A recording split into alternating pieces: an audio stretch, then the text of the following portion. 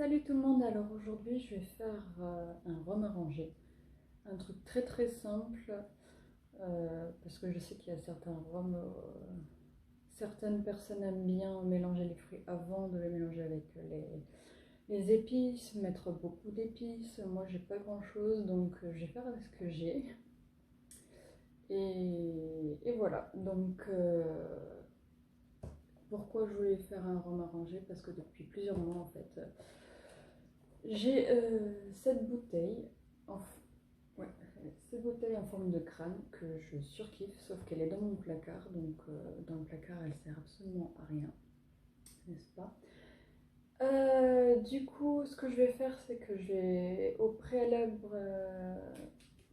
découper les fruits et je vais vous montrer comment je vais faire. C'est mon tout premier rhum arrangé.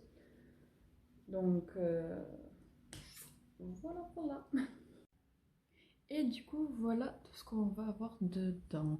Donc, j'ai mis 3 fruits de la passion, 2 bâtonnets de vanille, 2 bâtonnets de cannelle et de l'ananas. L'ananas, ça fait beaucoup.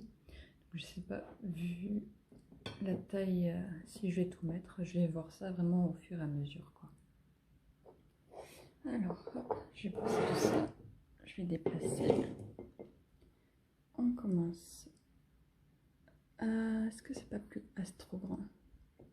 On va pousser un peu. La vanille. Hop. Les bâtonnets de cannelle. Ça, c'est fait.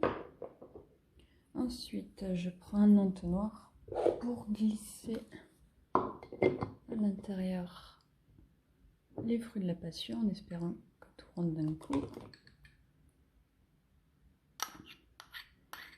Évidemment, ça coince comme je le pensais. Du coup, je vais prendre un autre petit bâtonnet pour pas que ça fasse du goutte à goutte.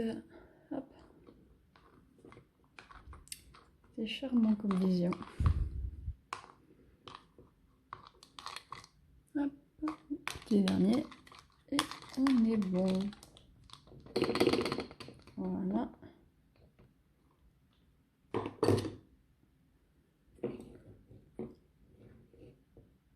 Ensuite, on va mettre l'ananas. Je vais changer de côté pour que ce soit plus simple.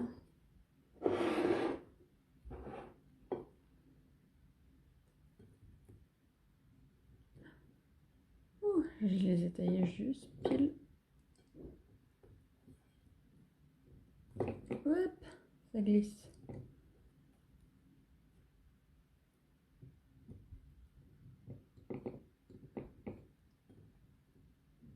Je mets quand même pas mal de fruits parce que j'ai quand même envie que ça ait du goût.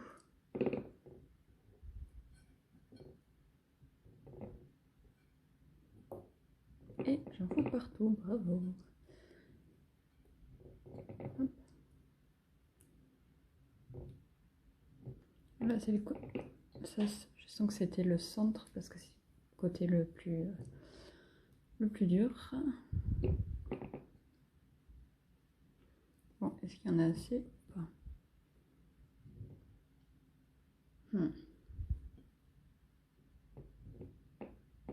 On dirait des patates, des frites.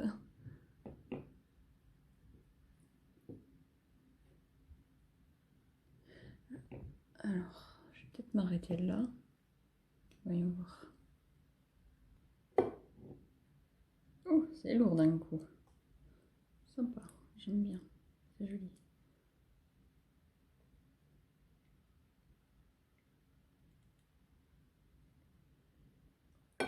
Alors. Ensuite, dans cette bouteille, c'est une toute petite bouteille. Enfin, elle fait 50 centilitres. J'ai mis ça de sucre roux et le reste de rhum, donc que j'ai mélangé, bien secoué. Et là, je vais le mettre dans le crâne.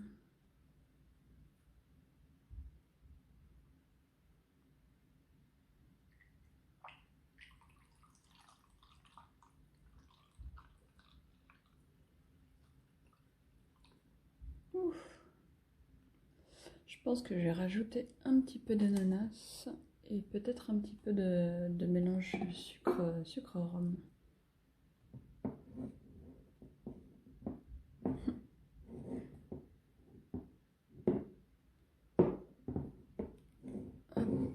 Alors c'est parti, on en rajoute.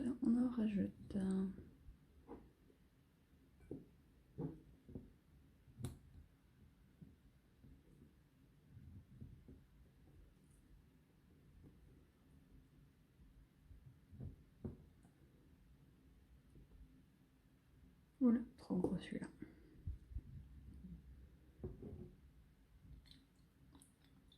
Maintenant, faut que je fasse super gaffe pour pas que ça se casse la figure. Tchum tchum tchum. Ouais, là je vais rajouter le breuvage.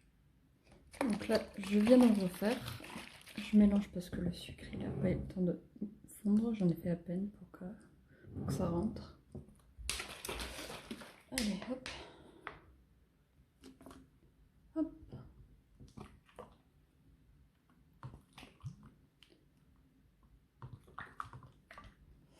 Je fais par à coup pour prendre le sucre de l'eau. Ouah! J'y suis allée trop fort d'un coup. Alors là, je suis au ras du ras, donc je pense que je vais en enlever un petit peu parce que sinon, je pourrais pas le fermer. Vous voyez là? Je suis au ras du ras. Et du coup, voilà mon magnifique petit crâne. Je vais le mettre au-dessus de la cuisine. Je vais l'abandonner pendant 1 an. Parce que oui, si vous voulez avoir un bon rhum arrangé avec un très bon goût, il faut qu'il fermente forcément.